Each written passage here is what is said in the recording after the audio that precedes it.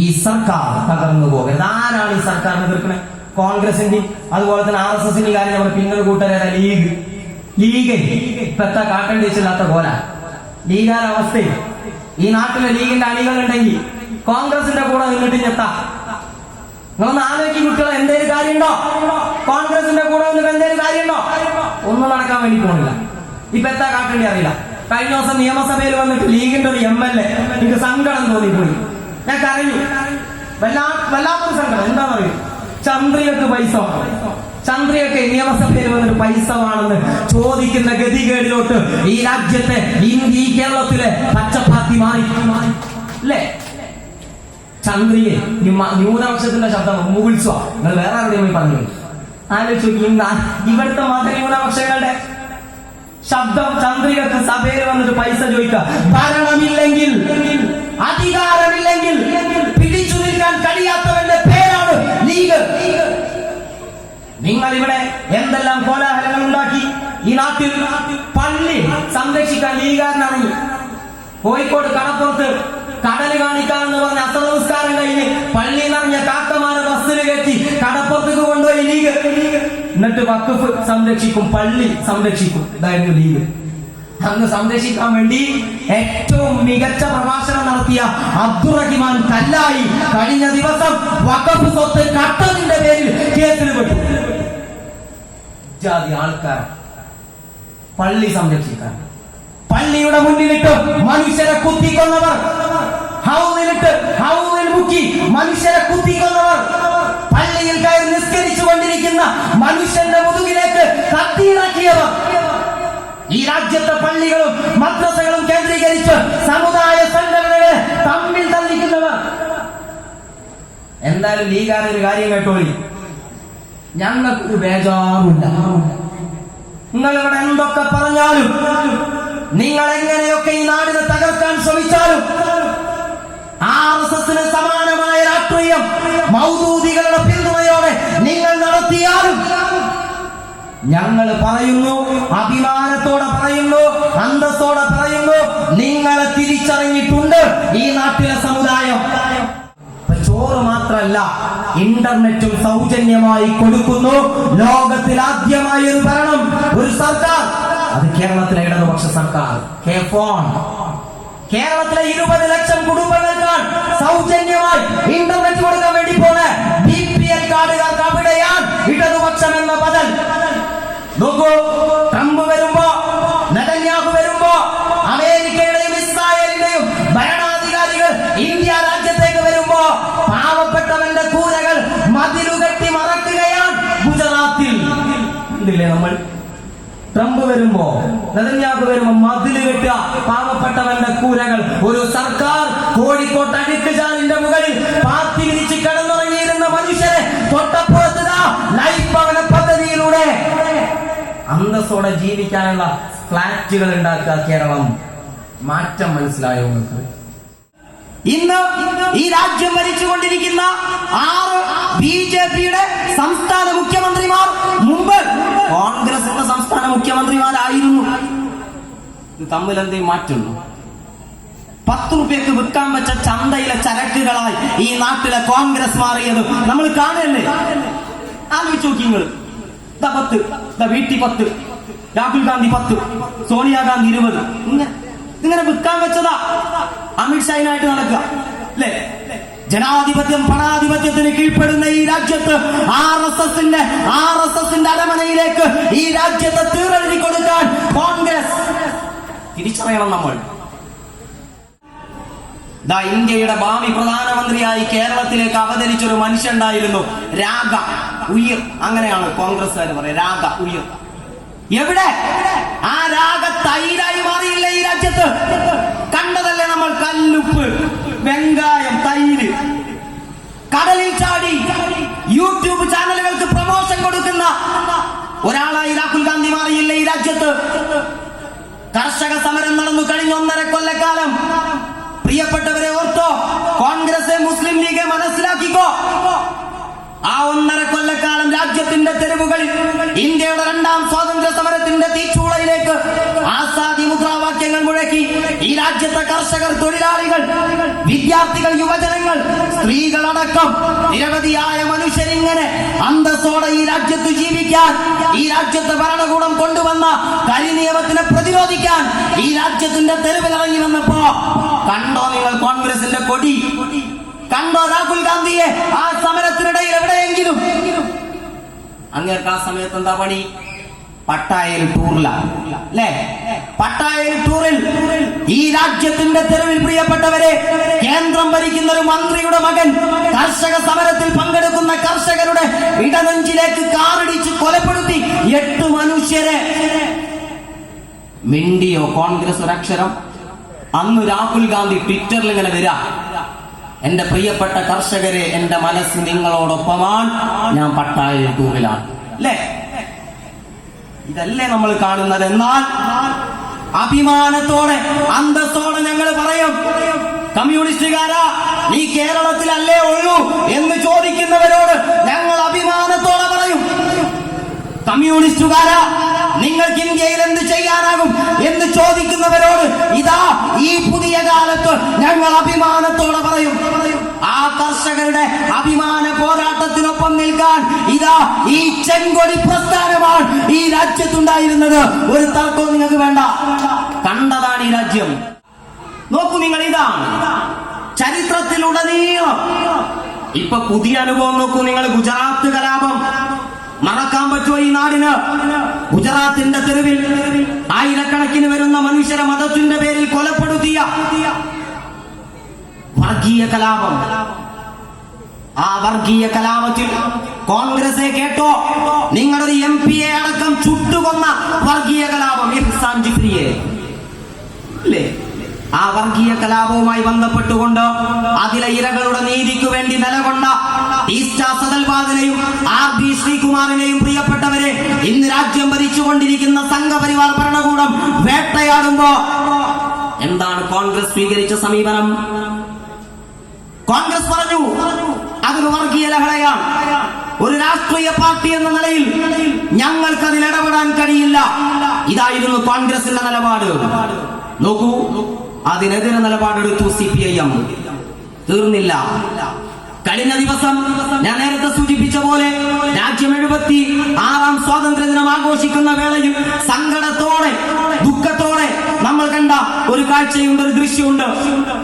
ഈ ഗുജറാത്ത് കലാപത്തിലെ ഇരയായ ബിൽക്കീസ് ബാനു എന്ന് പറയുന്ന ഒരു ഗർഭിണിയായ യുവതിയെ സംഘപരിവാറിന്റെ ക്രിമിനലുകൾ പീഡിപ്പിച്ച് ഒരു അനുഭവം ആ കലാപത്തിനിടയിലുണ്ട്. 3 വയസ്സുള്ള പിഞ്ചു കുഞ്ഞിനെ അടക്കം 7ഓളം വരുന്ന കുടുംബത്തിലെ അംഗങ്ങളെ മുഴുവൻ കൊന്നുകളഞ്ഞൊരു കേസ്. ബിൽക്കീസ് ബാനു എന്ന് പറയുന്ന ഗർഭിണിയായ സ്ത്രീയെ പീഡിപ്പിച്ച കേസ്.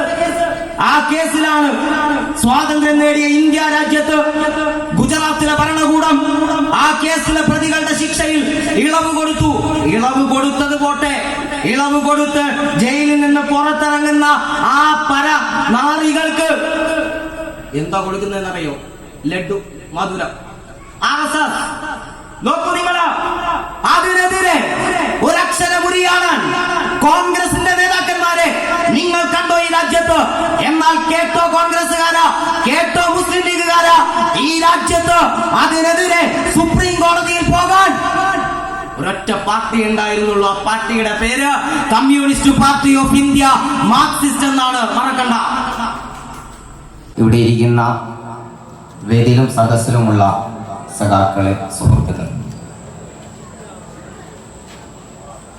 ഒരു പങ്കുമില്ലാത്തവൻ, ഇന്ത്യയിലെ മനുഷ്യർ പോരാട്ടം നയിക്കുമ്പോ ഇന്ത്യയുടെ പോരാട്ടത്തെ ഒറ്റുകൊടുത്തവർ, ബ്രിട്ടീഷുകാരന്റെ ചെരുപ്പ് നക്കി മാപ്പെഴുതി കൊടുത്ത് ഇന്ത്യയുടെ സ്വാതന്ത്ര്യ സമര ചരിത്രത്തിലുടനീളം ഒറ്റുകാരുടെ റോൾ മാത്രമുണ്ടായിരുന്നവർ, പോരാട്ടങ്ങളുടെ വഴിയിടങ്ങളിൽ മനുഷ്യർ ഒരുമിച്ച് മുന്നോട്ട് പോയപ്പോ ഈ രാജ്യത്തെ മനുഷ്യരുടെ മുഖത്ത് നോക്കി RSSന്റെ നേതാക്കന്മാർ പറഞ്ഞത് എന്തായിരുന്നു? ഈ രാജ്യത്തെ ഹൈന്ദവ മതവിശ്വാസത്തിൽപ്പെട്ട യുവാക്കളോട് RSSന്റെ നേതാക്കന്മാരുടെ ആഹ്വാനം എന്തായിരുന്നു? അവർ പറഞ്ഞത്, ഈ രാജ്യത്ത് ഹൈന്ദവ മതവിശ്വാസത്തിൽപ്പെട്ട യുവാക്കളോട് RSSന്റെ നേതാക്കന്മാർ പറഞ്ഞത്, നിങ്ങൾ ഇന്ത്യയുടെ സ്വാതന്ത്ര്യത്തിന് വേണ്ടി പോരാട്ടം നയിച്ച് നിങ്ങളുടെ ഊർജം കളയരുത്, നിങ്ങൾ ഇന്ത്യക്ക് വേണ്ടി പോരാട്ടം നയിക്കരുത്, മറിച്ച് ഈ രാജ്യത്ത് നമുക്ക് ആഭ്യന്തര ശത്രുക്കളുണ്ട്. ആരാണവർ? RSS ആഭ്യന്തര ശത്രുക്കളായി പ്രഖ്യാപിച്ചു 3 വിഭാഗം: ട്രിപ്ലം, മുസ്ലിം, മാർക്സിസ്റ്റ്, അതുപോലെ തന്നെ മിഷണറിമാർ, ക്രിസ്ത്യൻ മിഷണറിമാർ. ഈ രാജ്യത്തെ മുസ്ലിങ്ങളെയും ക്രിസ്ത്യാനികളെയും കമ്മ്യൂണിസ്റ്റുകാരെയും ആഭ്യന്തര ശത്രുക്കളായി പ്രഖ്യാപിച്ച RSS പറഞ്ഞു, സ്വാതന്ത്ര്യ സമരത്ത് പങ്കെടുക്കണ്ട, നമുക്ക് ഈ നാട്ടിലെ ആഭ്യന്തര ശത്രുക്കൾക്കെതിരെ യുദ്ധം നയിക്കേണ്ടതുണ്ട്, അവർക്കെതിരെ പോരാട്ടം നയിക്കേണ്ടതുണ്ട്, അതുകൊണ്ട് നിങ്ങളുടെ ഊർജം നിങ്ങൾ സംഭരിച്ചു വെക്കണം എന്നായിരുന്നു RSSന്റെ നേതാക്കന്മാർ എന്ന് പറഞ്ഞത്. RSS ആണ് രാജ്യം ഭരിച്ചുകൊണ്ടിരിക്കുന്നത്. ആ RSS രാജ്യം ഭരിക്കുന്നത് കൊണ്ടാണ് നമ്മൾ ഈ പ്രയാസങ്ങൾ അനുഭവിച്ചു കൊണ്ടിരിക്കുന്നത്. അതിലേക്കൊക്കെ വിശദമായി തന്നെ ഉദ്ഘാടന ഭാഷകൻ പോയിട്ടുണ്ട്. ആരാണ് ഈ രാജ്യത്ത് RSSനെ വളർത്തിയത്? അതൊരു ചോദ്യമല്ലേ? നോക്കൂ, ഇന്ത്യയുടെ രൂപീകരണത്തിൽ ഒരു പങ്കുമില്ലാത്ത RSSകാർ നിന്ന് രാജ്യത്തിന്റെ അധികാരത്തിലെത്തിയത് എങ്ങനെയാണ്? ആരാണ് RSSന് വെള്ളവും വളവും ഒഴിച്ചു കൊടുത്തത്?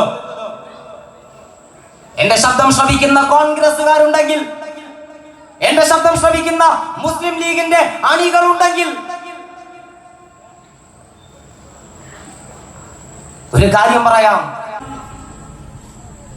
നോക്കൂ, നിങ്ങൾ അവിടെ നിന്ന് ഇങ്ങോട്ട് ഒരുപാട് അനുഭവങ്ങളുണ്ട്. നിരവധിയായ വർഗീയ കലാപങ്ങളിലൂടെ രാജ്യം കടന്നുപോയി. ആ വർഗീയ കലാപങ്ങൾക്ക് അത്രയും ഈ രാജ്യത്ത് നേതൃത്വം കൊടുത്തത് ആരാണ്? RSS ആണ്, സംഘപരിവാരമാണ്. ആ വർഗീയ കലാപങ്ങളുടെ കാലത്ത് കോൺഗ്രസ് RSSന് അനുകൂല നിലപാട് സ്വീകരിക്കുകയായിരുന്നു. എങ്ങനെയാണ് ഈ രാജ്യത്ത് RSS ഇത്രമേൽ പടർന്നു പന്തലിച്ചത്? അത് ബാബരി അയോധ്യയിലെ വിഷയവുമായി ബന്ധപ്പെട്ടുകൊണ്ടാണ്. ബാബരി പള്ളി തകർത്തു, അവിടെ രാമക്ഷേത്രം നിർമ്മിക്കുമെന്ന് പറഞ്ഞു, മതം പറഞ്ഞു മനുഷ്യരെ ഭിന്നിപ്പിച്ചാണ് RSS ഈ രാജ്യത്ത് വളർന്നത്. നോക്കൂ, ആ ബാബരി പള്ളി തകർത്തു കളയുന്ന കാലത്ത് ഈ രാജ്യത്തിന്റെ അധികാരത്തിൽ ഉണ്ടായിരുന്നത് ആരാണ്? കോൺഗ്രസ് അല്ലേ? ബാബരി പള്ളിയുടെ തങ്കത്തായ്ക്കുടങ്ങൾ തല്ലി തകർക്കാൻ ഈ രാജ്യത്ത് നേതൃത്വം കൊടുത്തത് സംഘപരിവാറാണെന്ന് ആർക്കാണ് അറിയാത്തത്?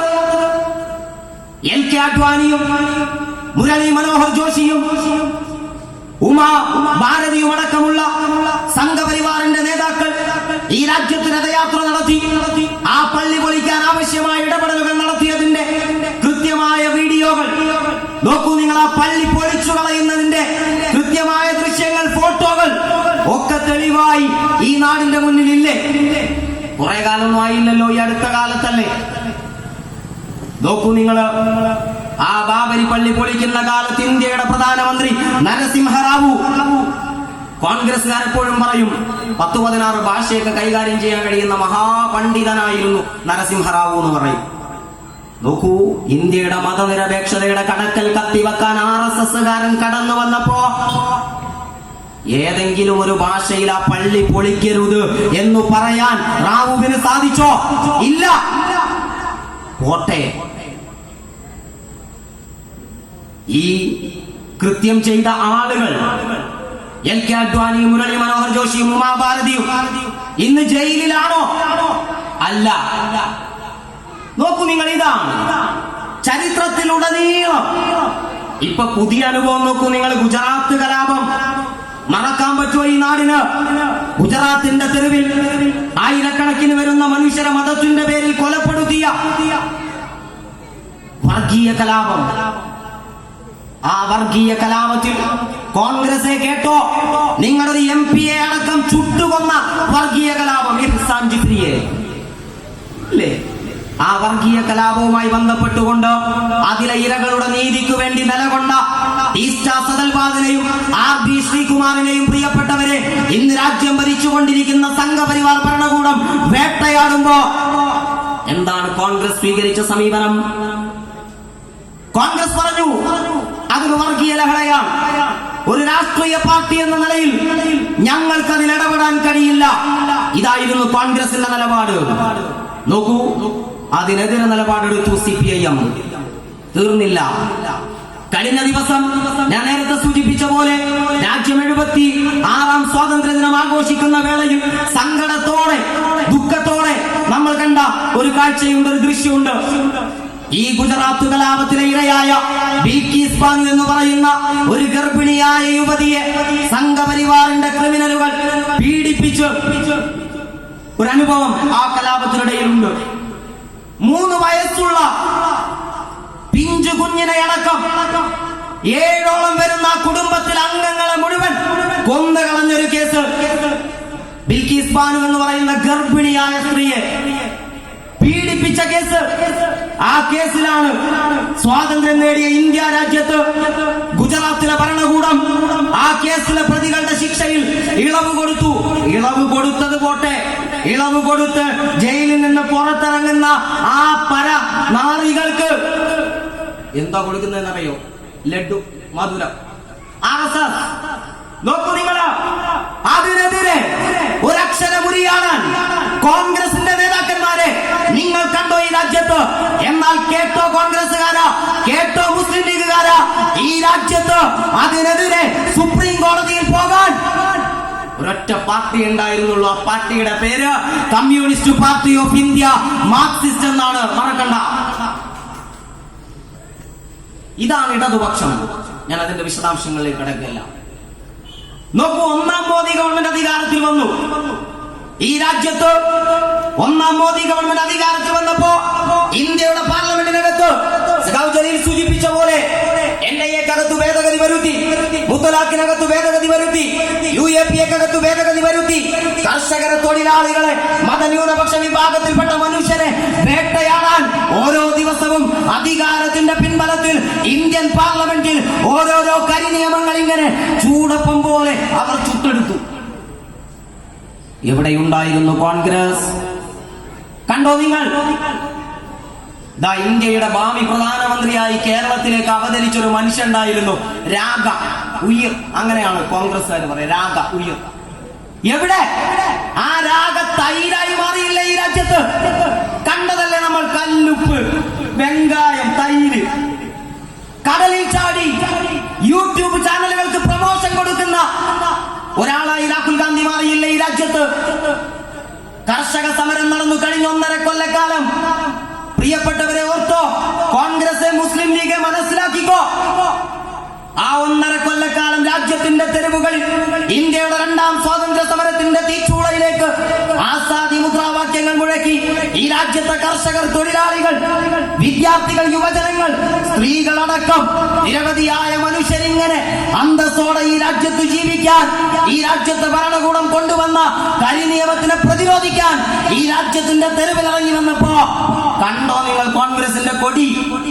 കണ്ടോ രാഹുൽ ഗാന്ധിയെ ആ സമരത്തിനിടയിൽ എവിടെയെങ്കിലും? അങ്ങേർക്ക് ആ സമയത്ത് എന്താ പണി? പട്ടായയിൽ ടൂറിലാണ് അല്ലേ? പട്ടായയിൽ ടൂറിൽ ഈ രാജ്യത്തിന്റെ തെരുവിൽ, പ്രിയപ്പെട്ടവരെ, കേന്ദ്രം ഭരിക്കുന്ന ഒരു മന്ത്രിയുടെ മകൻ കർഷക സമരത്തിൽ പങ്കെടുക്കുന്ന കർഷകരുടെ ഇടനെഞ്ചിലേക്ക് കാറിടിച്ച് കൊലപ്പെടുത്തി 8 മനുഷ്യരെ. മിണ്ടിയോ കോൺഗ്രസ് ഒരക്ഷരം? അന്ന് രാഹുൽ ഗാന്ധി ട്വിറ്ററിൽ ഇങ്ങനെ വരാ, എന്റെ പ്രിയപ്പെട്ട കർഷകരെ, എന്റെ മനസ്സ് നിങ്ങളോടൊപ്പമാണ്, ഞാൻ പട്ടായ ടൂറിലാണ്. അല്ലേ? ഇതല്ലേ നമ്മൾ കാണുന്നത്? എന്നാൽ അഭിമാനത്തോടെ, അന്തസ്സോടെ ഞങ്ങൾ പറയും, കമ്മ്യൂണിസ്റ്റുകാരാ, നീ കേരളത്തിലല്ലേ ഉള്ളൂ എന്ന് ചോദിക്കുന്നവരോട് ഞങ്ങൾ അഭിമാനത്തോടെ പറയും, കമ്മ്യൂണിസ്റ്റുകാരാ, നിങ്ങൾക്ക് ഇന്ത്യയിൽ എന്ത് ചെയ്യാനാകും എന്ന് ചോദിക്കുന്നവരോട് ഇതാ ഈ പുതിയ കാലത്ത് ഞങ്ങൾ അഭിമാനത്തോടെ പറയും. ആ കർഷകരുടെ അഭിമാന പോരാട്ടത്തിനൊപ്പം നിൽക്കാൻ ഇതാ ഈ ചെങ്കൊടി പ്രസ്ഥാനമാണ് ഈ രാജ്യത്തുണ്ടായിരുന്നത്. ഒരു തർക്കവും നിങ്ങൾക്ക് വേണ്ട. കണ്ടതാണ് ഈ രാജ്യം. നോക്കൂ നിങ്ങൾ, ഇങ്ങനെ നിരവധിയായ വിഷയങ്ങളിൽ കോൺഗ്രസ് മൗനം പാലിക്കുകയാണ് എന്നതാണ് തിരിച്ചറിയേണ്ടത്. ഇവിടെ DJ നൈറ്റൊക്കെ നടക്കാണ്ട്, അപ്പൊ ഞാൻ കൂടുതൽ സംസാരത്തിലേക്ക് പോകുന്നു. എത്ര മിനിറ്റ് തുടങ്ങാം? 10 മിനിറ്റ്. ആളെത്തും, എത്തണവരെ നമുക്ക് ഇങ്ങനെ പോവാം. പതുക്കെ പതുക്കെ ഇങ്ങനെ. നിങ്ങൾക്ക് ചടക്കണമൊന്നുമില്ലല്ലോ. ഞാൻ ഈ പുഴന്റെ നേരെ അപ്പുറത്ത് തന്നെയാണ്, അതുകൊണ്ടാണ് ഒരു സമാധാനം. ഇനി അഥവാ എന്തെങ്കിലും ഉണ്ടായി കഴിഞ്ഞാൽ ആ പുഴയുടെ ചാടി അപ്പുറത്തേക്ക് നീന്തിയാൽ മതി. മനസ്സിലായോ? അപ്പൊ ഞാൻ പറഞ്ഞു വന്നത്, രാജ്യത്തിന്റെ സ്ഥിതി ഇതാണ്. ഈ സ്ഥിതിയിൽ നോക്കൂ നിങ്ങൾ, കോൺഗ്രസിന്റെ പണി എന്താ ഇപ്പോഴും? ഇപ്പൊ കഴിഞ്ഞ ദിവസം ഗുലാം നബി ആസാദ് കോൺഗ്രസ് വിട്ടു. കോൺഗ്രസ് വിടുമ്പോ നമ്മളെ ഷഫീർ ഇക്കുണ്ട്. ഇപ്പോ ഈ ഗുലാം നബി ആസാദ് കോൺഗ്രസിന്റെ മുസ്ലിം സമുദായത്തിൽ നിന്നുള്ളൊരു മുഖമായിരുന്നു എന്നൊരു പ്രതീതി ഉണ്ടായിരുന്നു, ഒരു ജനകീയ നേതാവ്. അപ്പോ ഗുലാം നബി ആസാദ് പോയപ്പോ ഇപ്പൊ കോൺഗ്രസ് കാണുന്നത് ഷഫീറിക്കനെയാണ്. ഷഫീറിക്കാണ് ഇപ്പൊ നമ്മളെ BRM ഷഫീറിക്ക. ആ ഷഫീറിക്ക എന്ന് പറഞ്ഞതാ ഇത് ലാസ്റ്റ് ബസ്സാ അല്ലെ, ലാസ്റ്റ് ബസ്സാ എന്നൊക്കെ പറഞ്ഞിട്ട് അറിവിൻ നിലാവിന്റെ വേദിയിൽ പ്രസംഗിക്കണ പോലെ ഒരു പ്രസംഗം ഉണ്ടായിരുന്നു ഷഫീറിക്കയുടെ. കോൺഗ്രസ്സുകാരെ, ലീഗുകാരെ എന്ന് പറഞ്ഞു അല്ലെ, അതൊക്കെ കേട്ടിട്ടുണ്ടാവും. എന്തായാലും ആ ഷഫീറിക്ക ചാനൽ ചർച്ചയിൽ വന്നിട്ട് കോൺഗ്രസിന്റെ നിരവധി നേതാക്കൾ ഇങ്ങനെ പോയിക്കൊണ്ടിരിക്കുക. BJPക്ക് പോകുന്നു, അതുപോലെ തന്നെ പാർട്ടി മാറുന്നു. കപിൽ സിബൽ കോൺഗ്രസിന്റെ ജനകീയ നേതാവ് SP-യിലേക്ക് പോകുന്നു. ഗുലാം നബി ആസാദ് സ്വന്തമായിട്ട് പാർട്ടി ഉണ്ടാക്കാൻ പോകുന്നു. അതുപോലെ തന്നെ എത്ര നേതാക്കളാണ്. ജ്യോതിരാദിത്യ സിന്ധ്യ BJPയിലേക്ക് പോകുന്നു. ഒരുപാട് കണക്ക് പറയുകയാണെങ്കിൽ 1ാം മോദി ഗവൺമെന്റ് കഴിഞ്ഞ് 2ാം മോദി ഗവൺമെന്റ് അധികാരത്ത് വരുമ്പോ അതിലെ 110 MP-മാർ 1ാം UPA ഗവൺമെന്റിലെ കോൺഗ്രസിന്റെ MP-മാരായിരുന്നു. ആലോചിച്ചു, എവിടെയാണ് കോൺഗ്രസ് നിൽക്കുന്നത്? ഇന്ന് ഈ രാജ്യം ഭരിച്ചുകൊണ്ടിരിക്കുന്ന 6 BJPയുടെ സംസ്ഥാന മുഖ്യമന്ത്രിമാർ മുമ്പ് കോൺഗ്രസിന്റെ സംസ്ഥാന മുഖ്യമന്ത്രിമാരായിരുന്നു. ഇത് തമ്മിൽ എന്തെങ്കിലും മാറ്റുണ്ടോ? 10 രൂപയ്ക്ക് വിൽക്കാൻ വെച്ച ചന്തയിലെ ചരക്കുകളായി ഈ നാട്ടിലെ കോൺഗ്രസ് മാറിയത് നമ്മൾ കാണല്ലേ? ആലോചിച്ച് നോക്കി നിങ്ങൾ. 10, VT 10, രാഹുൽ ഗാന്ധി 10, സോണിയാഗാന്ധി 20. ഇങ്ങനെ വിൽക്കാൻ വെച്ചതാ. അമിത്ഷായിനായിട്ട് നടക്കുക അല്ലേ? ജനാധിപത്യം പണാധിപത്യത്തിന് കീഴ്പ്പെടുന്ന ഈ രാജ്യത്ത് RSSന്റെ അരമനയിലേക്ക് ഈ രാജ്യത്തെ തീറെഴുതി കൊടുക്കാൻ കോൺഗ്രസ് തിരിച്ചറിയണം. നമ്മൾ നോക്കൂ നിങ്ങൾ, എങ്ങനെയാണ് ഈ രാജ്യത്ത് RSSന്റെ ഭരണം നിരവധിയായ സംസ്ഥാനങ്ങളിൽ വന്നത്? കർണാടകയിൽ BJP ആണോ ജയിച്ചത്? ഗോവയിൽ BJP ആണോ ജയിച്ചത്? പോണ്ടിച്ചേരിയിൽ BJP ആണോ ജയിച്ചത്? അരുണാചൽ പ്രദേശിൽ BJP ആണോ ജയിച്ചത്? നോക്കൂ, ഈ രാജ്യത്ത് അങ്ങനെ നിരവധി സംസ്ഥാനങ്ങളിൽ ജയിച്ചത് ആരായിരുന്നു? BJP ആയിരുന്നില്ലല്ലോ. കൈപ്പത്തി ചിഹ്നത്തിൽ കോൺഗ്രസുകാർ ജയിച്ചു വന്നു ഈ രാജ്യത്തെ വിവിധ സംസ്ഥാനങ്ങളിൽ. എന്നിട്ട് എന്ത് ചെയ്തു? ആ കൈക്കുള്ളിൽ താമര വിരിയിച്ച് ഇവരത്രയും ഈ കോൺഗ്രസുകാർ, ജനം ജയിപ്പിച്ച കോൺഗ്രസുകാർ, ജനാധിപത്യം തകരാതിരിക്കാൻ, ഈ നാടിങ്ങനെ നിലനിൽക്കാൻ കോൺഗ്രസിന് വോട്ട് ചെയ്തു. കർണാടകയിലെ ജനത, ഗോവയിലെ ജനത, പോണ്ടിച്ചേരിയിലെ ജനത, മധ്യപ്രദേശിലെ ജനത, ഇങ്ങനെ ഈ രാജ്യത്തെ വിവിധ സംസ്ഥാനങ്ങളിൽ കോൺഗ്രസിന് വോട്ട് ചെയ്ത് ഈ രാജ്യത്തെ മനുഷ്യർ. പക്ഷേ നൈസായി ആ കൈപ്പത്തിക്കുള്ളിൽ അങ്ങ് താമര വിരിയിച്ച് ഇവന്മാരെല്ലാം BJP ആയി. അങ്ങനെയാണ് ഈ രാജ്യത്തിന്റെ വിവിധ സംസ്ഥാനങ്ങളിൽ BJP അധികാരത്തിൽ വന്നത്. നോക്കൂ നിങ്ങൾ, അവിടെ ഒരു അനുഭവം ഞങ്ങൾക്ക് പറയാൻ കഴിയും.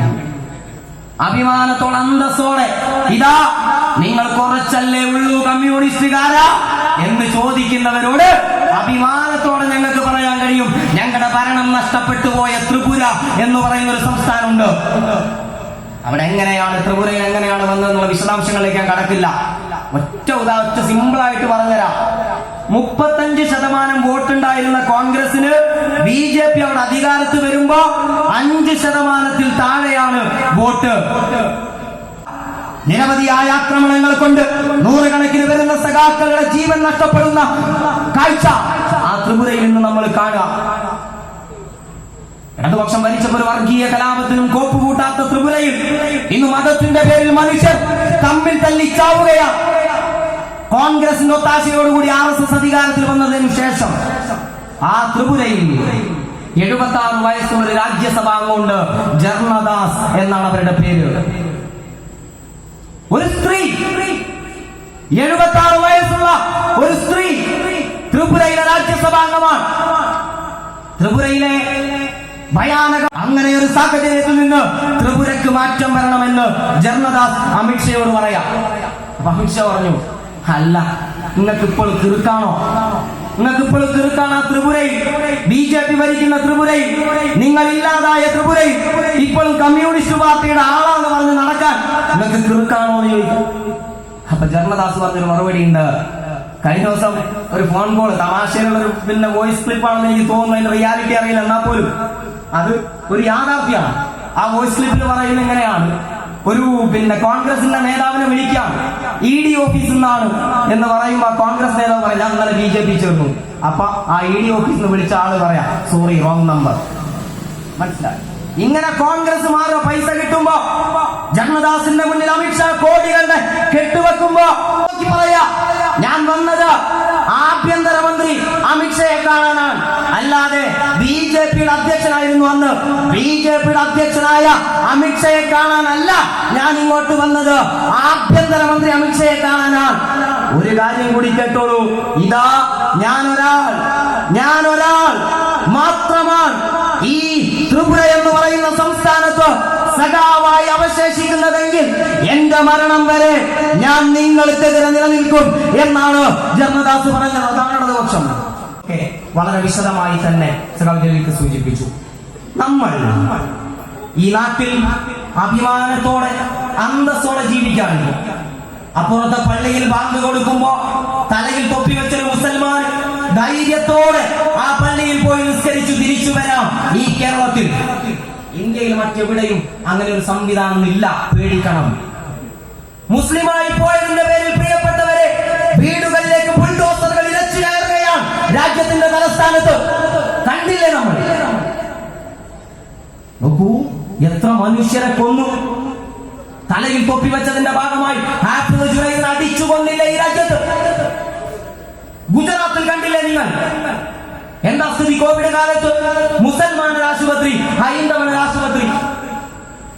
ഇങ്ങനെയാണ് രാജ്യത്തിന്റെ സ്ഥിതി. ഇവിടെ രണ്ടാം കിട പൗരന്മാരുണ്ടാകുന്നത്. എന്നാൽ ജാതിയുടെ മതത്തിന്റെ അതിർവരമ്പുകളില്ലാതെ മനുഷ്യർക്ക് ഒരുമിച്ച് മുന്നോട്ട് പോകാൻ കഴിയുന്ന ഇന്ത്യയിലെ പ്രതീക്ഷയുടെ തുരുത്താൻ ഈ കേരളം. പ്രതിസന്ധി ഉണ്ടാകുമ്പോൾ പട്ടിണി കിടക്കാതെ കഞ്ഞി കുടിച്ചെങ്കിലും ജീവിക്കാൻ ഈ നാട്ടിലെ മനുഷ്യർക്ക് കഴിയും. എന്ത് പ്രയാസം വന്നോട്ടെ, എന്ത് പ്രതിസന്ധി വന്നോട്ടെ, നിങ്ങൾ കഷ്ടപ്പെടേണ്ടി വരില്ല, പട്ടിണി കിടക്കേണ്ടി വരില്ല എന്ന് ഉറപ്പ് നൽകാൻ കഴിയുന്ന ഒരു സർക്കാർ ഈ നാട്ടിലുണ്ട്. 3200 രൂപ പെൻഷൻ പെരേക്കെത്തണേ എത്തിക്കഴിഞ്ഞിട്ടുണ്ടാവും അല്ലെ? ഉമ്മൻചാണ്ടി സാറിന്റെ കാലത്ത് പറ്റിയോ 600 രൂപയുള്ള കുടിശ്ശികയും അല്ലെ? ഇപ്പൊ 3200 2 മാസം പൈസ കൊടുക്കുന്നുണ്ട്. വീടില്ലാത്തവർക്കൊക്കെ വീടാവട്ടെ, പട്ടയം കൊടുക്കുന്നു. ആരോഗ്യ മേഖലയിൽ, വിദ്യാഭ്യാസ മേഖലയിൽ ഈ നാട്ടിലെ പാവപ്പെട്ടവന് അഭിമാനത്തോടെ ചികിത്സ നേടാനും പഠിക്കാനും കഴിയുന്ന സാഹചര്യം ഉണ്ടാകുന്നു. ചോറ് മാത്രമല്ല, ഇന്റർനെറ്റും സൗജന്യമായി കൊടുക്കുന്നു. ലോകത്തിൽ ആദ്യമായി ഒരു ഭരണം, ഒരു സർക്കാർ, അത് കേരളത്തിലെ ഇടതുപക്ഷ സർക്കാർ. K-Phone കേരളത്തിലെ 20 ലക്ഷം കുടുംബങ്ങൾക്കാണ് സൗജന്യമായി ഇന്റർനെറ്റ് കൊടുക്കാൻ വേണ്ടി പോണേ. BPL കാർഡുകാർക്ക് അവിടെയാണ് ഇടതുപക്ഷം എന്ന പദം.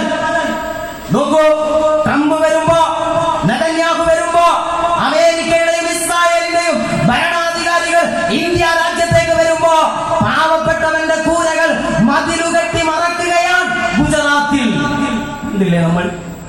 ട്രംപ് വരുമ്പോ, നെതന്യാഹു വരുമ്പോ മതില് കെട്ടുക പാവപ്പെട്ടവന്റെ കൂരകൾ. ഒരു സർക്കാർ കോഴിക്കോട്ട് അഴുക്കുചാലിന്റെ മുകളിൽ പാത്തി വിരിച്ച് കിടന്നുറങ്ങിയിരുന്ന മനുഷ്യരെ തൊട്ടപ്പുറത്ത് ലൈഫ് ഭവന പദ്ധതിയിലൂടെ അന്തസ്സോടെ ജീവിക്കാനുള്ള ഫ്ലാറ്റുകൾ ഉണ്ടാക്കുക കേരളം. മാറ്റം മനസ്സിലായോ നിങ്ങൾക്ക്? ഈ മാറ്റം മനസ്സിലായോ? K-Phone വരുമ്പോ നോക്കൂ, കോർപ്പറേറ്റുകൾക്ക് അനുകൂലമായ നയസമീപനം ഒരു ഭാഗത്ത്, സംഘപരിവാർ ഭരണകൂടം 10 രൂപ വരുമാനമില്ലാത്ത 10,000 രാജ്യത്ത് ഓരോ ദിവസവും ഉണ്ടായിക്കൊണ്ടിരിക്കുമ്പോ അതേ രാജ്യത്താണ് സംഘികളുടെ ഒത്താശയോടെ 1000 കോടിയിലധികം ആസ്തിയുള്ള ആയിരക്കണക്കിന് മുതലാളിമാർ ഉണ്ടാകുന്നുണ്ട്. ഇതെങ്ങനെ സംഭവിക്കുന്നു? 10 ഉറുപ്പ് എടുക്കാനുള്ള പാവപ്പെട്ടവന്റെ കജ്ജില് കോടികളുള്ളവന്റെ കജ്ജിൽ കോടികൾ ഉണ്ടാവും അല്ലേ? ഈ കജ്ജിൽ എന്ന് പറഞ്ഞത് കയ്യിൽ നിന്നാണ് പറയുന്നത്. ഞാൻ ഈ തല്ലുമാല സിനിമ കണ്ടപ്പോ ഇജ്ജി കജ്ജി പജ്ജി നെജ്ജി മുജ്ജി ഇങ്ങനെയാണല്ലോ പറഞ്ഞത്. അതിന്റെ ആ ഒരു ഫോല് വന്നു പോയതാണ്. സോറി, ഞാൻ പറഞ്ഞല്ലോ 10 ഉറുപ്പ്യ കയ്യിലെടുക്കാല്ലാത്ത പാവപ്പെട്ടവരുണ്ടാവും അവിടെ തെരുവിൽ അല്ലേ?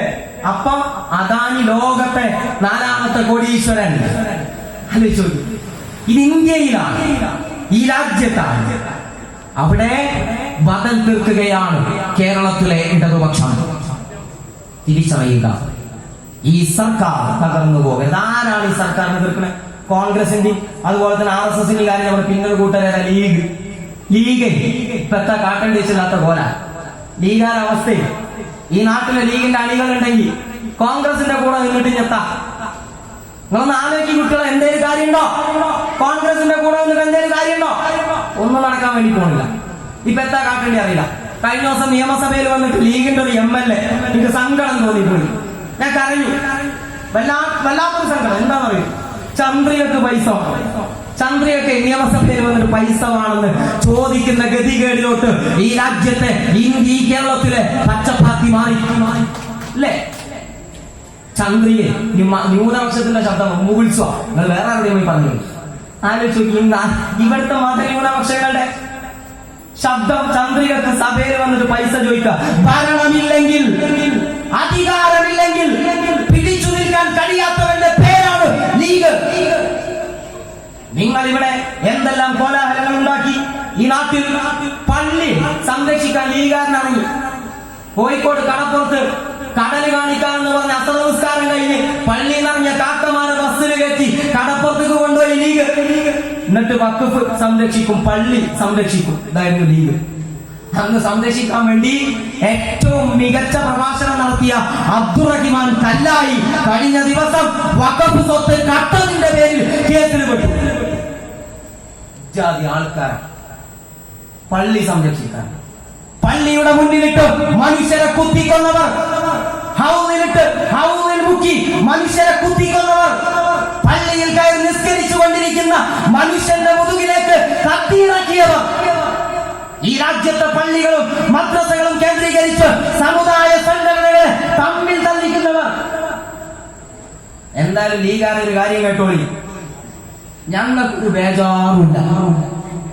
നിങ്ങൾ ഇവിടെ എന്തൊക്കെ പറഞ്ഞാലും, നിങ്ങൾ എങ്ങനെയൊക്കെ ഈ നാടിനെ തകർക്കാൻ ശ്രമിച്ചാലും, RSSന് സമാനമായ രാഷ്ട്രീയം മൗദൂദികളുടെ പിന്തുണയോടെ നിങ്ങൾ നടത്തിയാലും ഞങ്ങൾ പറയുന്നു, അഭിമാനത്തോടെ പറയുന്നു, അന്തസ്സോടെ പറയുന്നു, നിങ്ങളെ തിരിച്ചറിഞ്ഞിട്ടുണ്ട് ഈ നാട്ടിലെ സമുദായം. ഞങ്ങൾക്ക് പേടിയില്ല. ആരാന്നറിയോ? നമ്മുടെ പിണറായിയുടെ ഒരു സൈഡിൽ ആരാ നിൽക്കുന്നത്? സുൽത്താനുൽ ഉലമ കാന്തപുരം MP അബൂബക്കർ മുസ്ലിയാർ. ഇപ്പുറത്തോ ഇത്രയും കാലം ലീഗിന്റെ ചൊൽപ്പടിക്ക് നിന്ന ഒരു വിഭാഗത്തെ, അതല്ല ലീഗ് സമുദായത്തിന്റെ പാർട്ടിക്ക് കരുത്തു പകരാൻ, ഇടതുപക്ഷത്തിന് കരുത്തു പകരാൻ എന്നും കൂടെ നിന്നവരുടെ നാടാണ് എളങ്കാവ് എന്ന് നമുക്കറിയാം. കഴിഞ്ഞ തവണ 369 വോട്ടിന്റെ ഭൂരിപക്ഷത്തിലാണ് നമ്മൾ ജയിച്ചത്. അന്ന് ഇവിടെ താഴെ ഒരു ഇലക്ഷൻ കൺവെൻഷൻ വന്നപ്പോ ഞാൻ പറഞ്ഞിട്ടുണ്ടായിരുന്നു, ഒക്കെ കഴിഞ്ഞിട്ട് ഒരു ദിവസം ഇവിടെ ഈ അങ്ങാടിയിൽ ഒരിക്കൽ കൂടി ഞാൻ പ്രസംഗിക്കും. തീർച്ചയായിട്ടും അതിനൊരവസരം ഈ ഘട്ടത്തിൽ, അതും അഭിമാന മുഹൂർത്തത്തിൽ DYFI ചീക്കോട് ഈ നാടിന്റെ അഭിമാനങ്ങളായി മാറിയ, ഈ നാടിന്റെ വാഗ്ദാനങ്ങളായി മാറിയ ആളുകളെ അവരനുമോദിക്കുന്ന ഈ വേദിയിൽ തന്നെ അതിനൊരവസരം ലഭിച്ചതിൽ എന്റെ അതിയായ സന്തോഷം. പ്രിയപ്പെട്ടവരെ, നിങ്ങൾ അറിയിക്കുകയാണ്, 2024 ഇന്ത്യ ഇതാ ഒരു ലോകസഭാ തെരഞ്ഞെടുപ്പിനെ നേരിടാൻ വേണ്ടി പോവാണ്. ഇപ്പോഴേ എന്റെ പ്രിയപ്പെട്ട നാട്ടുകാരോട്, എളങ്കാവിലെ മനുഷ്യ സ്നേഹികളോട് ഞാൻ പറയട്ടെ, എന്തിനാണ് ഇടതുപക്ഷം എന്ന ചോദ്യം ചോദിച്ചു വരുന്നവനോട് നിങ്ങൾ പറയണം, ഇടതുപക്ഷം ഉണ്ടെങ്കിലേ നടക്കൂ. ഇടതുപക്ഷത്തിന് ഇന്ത്യയിൽ എന്താണ് പ്രസക്തി എന്ന് ചോദിക്കുന്നവനോട് ഡൽഹി ജവഹർലാൽ നെഹ്റു യൂണിവേഴ്സിറ്റിയിലെ സാമ്പത്തിക ശാസ്ത്ര വിദഗ്ധനായിരുന്ന ഡോക്ടർ പ്രഭാത് പട്നായിക് പറഞ്ഞു വെച്ചൊരു മറുപടി ഉണ്ട്. ഇടതുപക്ഷത്തിന് ഇന്ത്യയിൽ എന്താണ് പ്രസക്തി എന്നതല്ല ചോദ്യം, ഇടതുപക്ഷമില്ലാത്ത ഇന്ത്യക്ക് എന്താണ് പ്രസക്തി എന്നതാണ് ചോദ്യം. ആ ചോദ്യം പ്രിയപ്പെട്ടവരെ നിങ്ങളുടെ മനസ്സുകളിൽ ഉണ്ടാവണം. ഒരു കാര്യം ഞാൻ പറയാം, ഇല്ലില്ല എല്ലാ വെളിച്ചവും കെട്ടുപോവില്ല, ഇല്ലില്ല എല്ലാ വെളിച്ചവും കെട്ടുപോവില്ല. ഈ മർത്യധീരത തൻ ചെങ്കൊടി താഴും വരെ എന്നുറക്കെ പ്രഖ്യാപിച്ചുകൊണ്ട് പ്രിയപ്പെട്ടവരെ, ഇത്രയും നേരം എന്നെ ശ്രമിച്ച നിങ്ങളെ എല്ലാവരെയും എന്റെ ഇടനെഞ്ചോട് ചേർത്ത് പിടിച്ച് അഭിവാദ്യം ചെയ്തുകൊണ്ട് അവസാനിപ്പിക്കുന്നു.